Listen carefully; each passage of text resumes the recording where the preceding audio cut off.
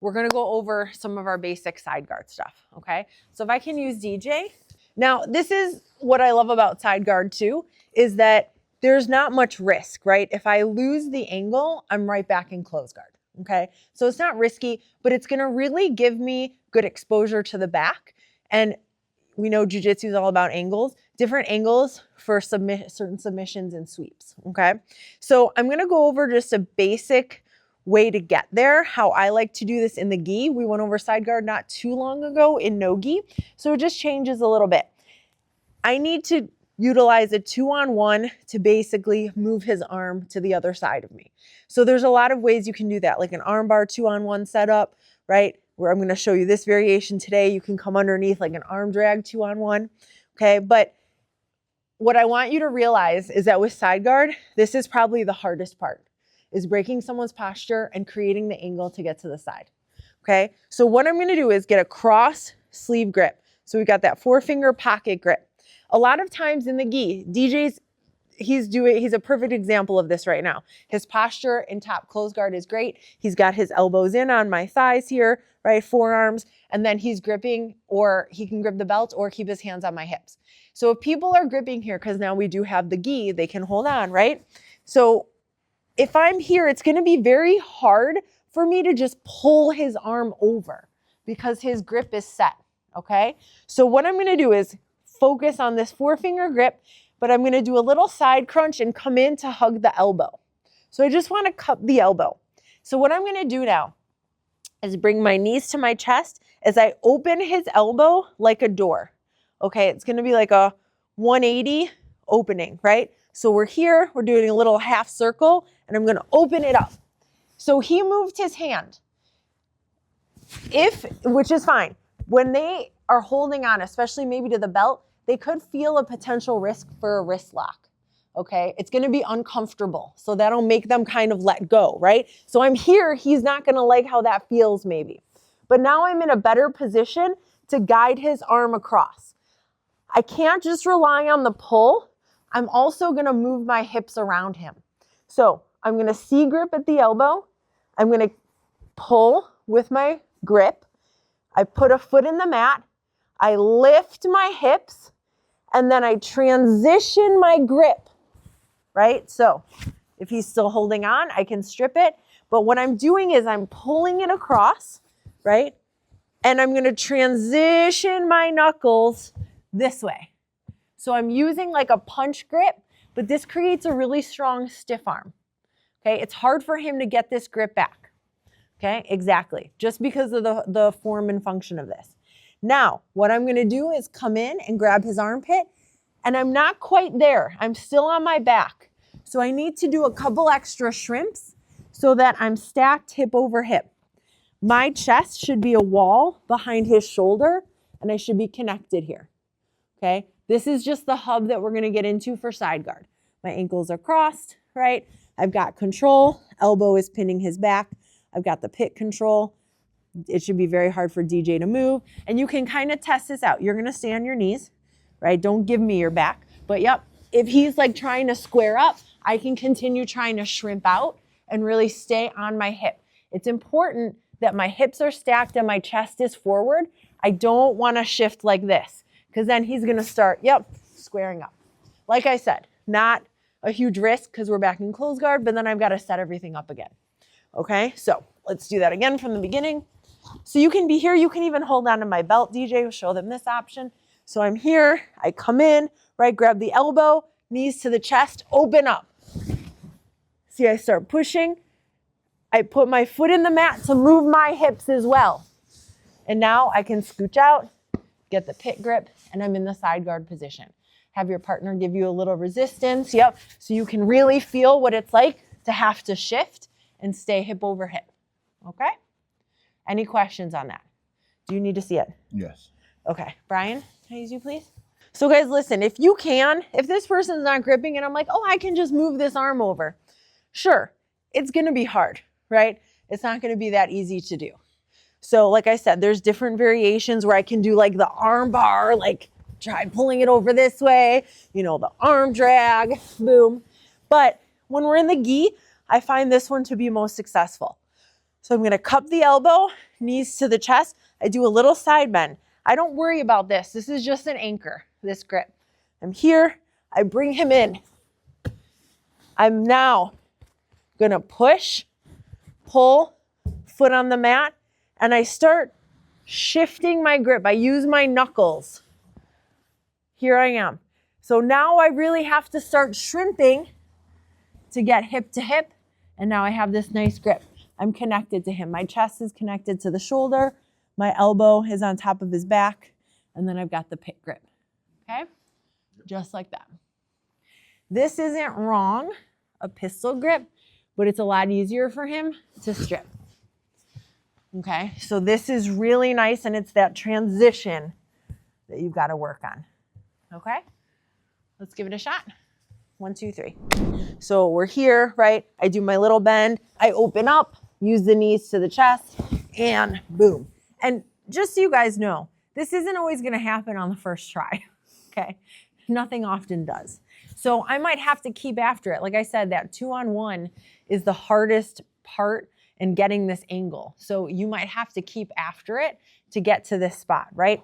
But once I'm here, I want to stay like this wall because that's preventing him from getting his shoulder back to square up, right? It's already exposing his back so much, which is great, right? And then other options. So as we land here, we're going to go over the lazy back take as the first option. Often we see people kind of disengage, get to their elbow, bring it back, right? Turn the other way and come up on top, right? That's fine. But as I'm here in such a good alignment and I can use the gi, what we're going to do is come underneath the armpit and look for the lapel, okay? So if I can't get access to the lapel, I can just get the material right underneath the pit and grip, okay? But what's really important is that I'm putting pressure on the inside of the armpit. So once I grab the lapel, I'm going to pull my elbow back to my hip and open up his arm, okay? This is what I want, okay? So I constantly have to keep tension here by pulling, and I'm pushing this arm still, okay? I don't want to allow him to round out or stay in like an almost turtle position, right? With his chest towards the mat. So I'm pulling and pushing. And now all I'm going to do is open up my guard slightly. I'm going to take the top foot, put it in the mat, and then I'm going to shrimp. I'm escaping my hips.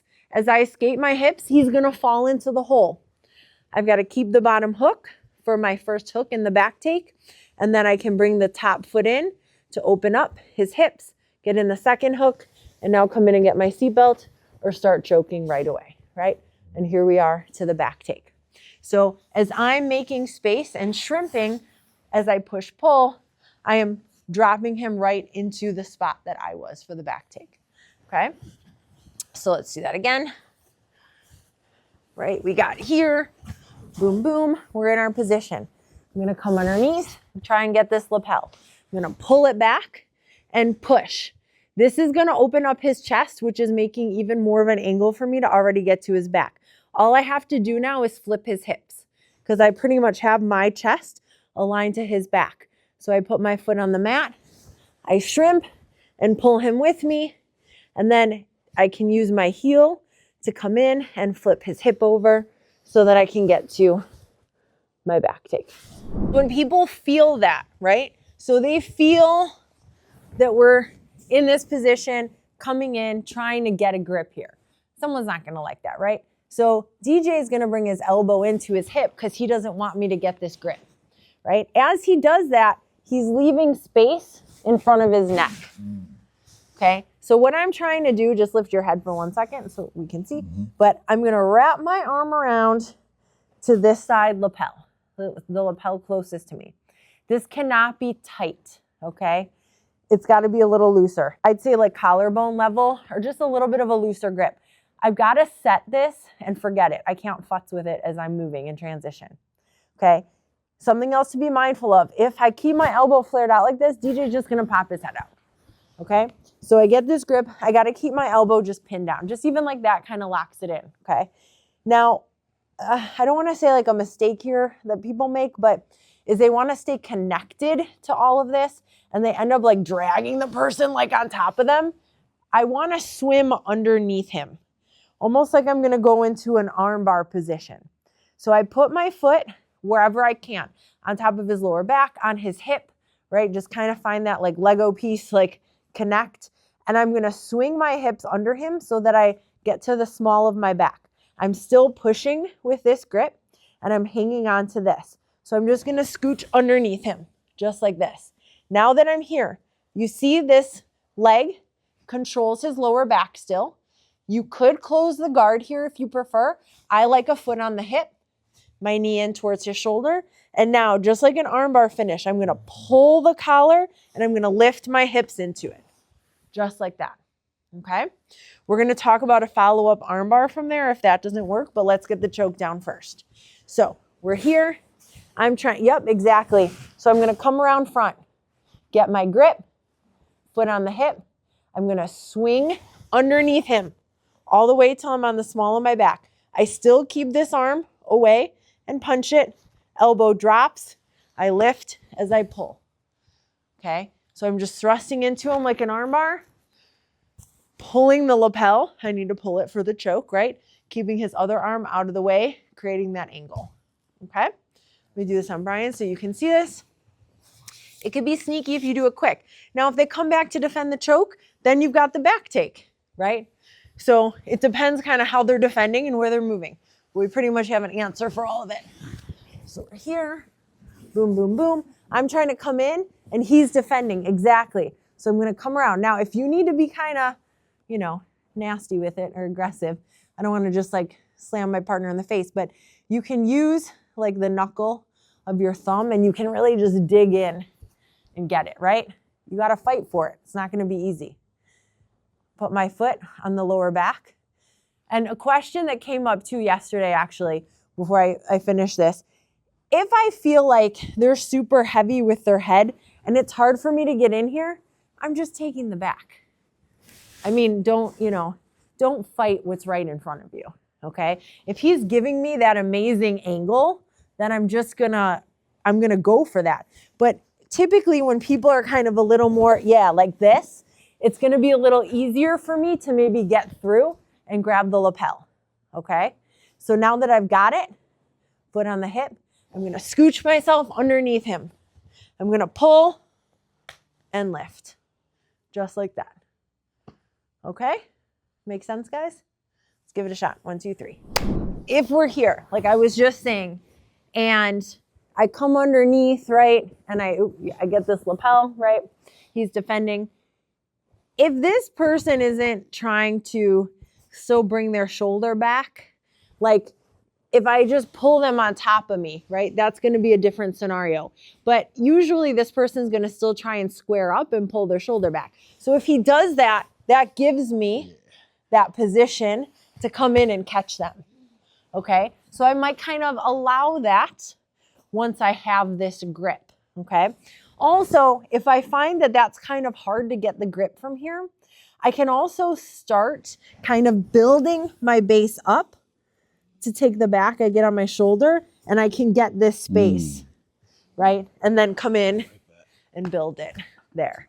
So I could start coming up like I'm trying to take the back, and that just gives me a little more space to come in for this lapel, okay?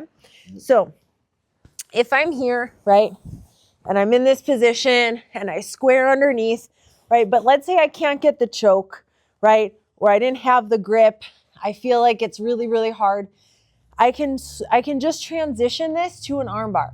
So I can do it off the choke, or if I have the pit grip and they start squaring up, I can put my foot in the hip, I pivot, so I kick my leg up into the pit. As I pivot, I bring my hand to the ear to stiff arm as I'm still pulling his arm. I don't want to lose his elbow. Okay, my knee's tight to his shoulder on this side. I throw my leg over his head. Okay, sorry, hold on. I'm going to drive my heels down.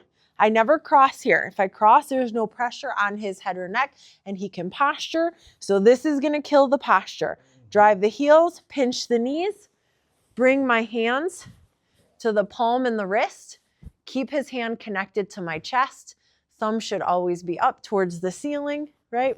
If they turn, it can save them, right? So I'm holding, and then I ever so slightly lift my hips for the arm bar.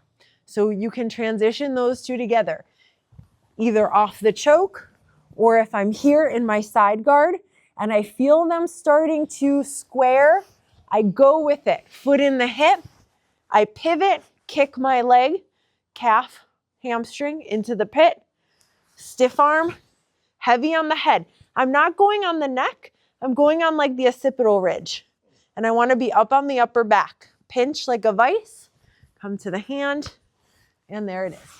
It's still very important that I have that pull, because if I lose the elbow or it slips past my hips or through my legs, I'm not getting the arm bar. Okay? So I've got to keep that towards me as I'm doing my pivot, foot on the hip, throwing the leg into the armpit, heels drive to the mat, pinch the knees. Okay? Let's give it a shot. 1, 2, 3.